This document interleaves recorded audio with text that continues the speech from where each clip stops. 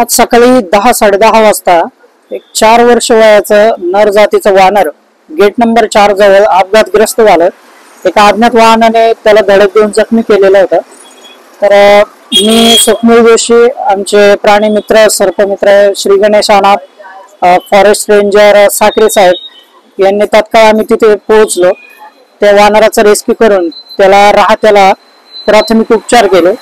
त्यानंतर नाशिक येथील पशु वैद्यकीय केंद्रामध्ये त्याला आम्ही सोडून आलेलो आहे। त्याचे मागचे दोन्ही पाय इंजुरी झालेले होते, त्याला चालता येत नव्हतं। तरी आम्ही त्याच्यावर उपचार केले सरकारी दवाखान्यात नेऊन, आणि आता त्याला नाशिक येथील वैद्यकीय केंद्रामध्ये त्याला भरती केलेलं आहे। संदर्भात माहिती अशी की गेल्या काही वर्षांपासून लॉकडाऊन मध्ये सुद्धा साईबाबांच्या मंदिरात रामनवमीच्या आसपास एक वानर दर्शनाला येतं।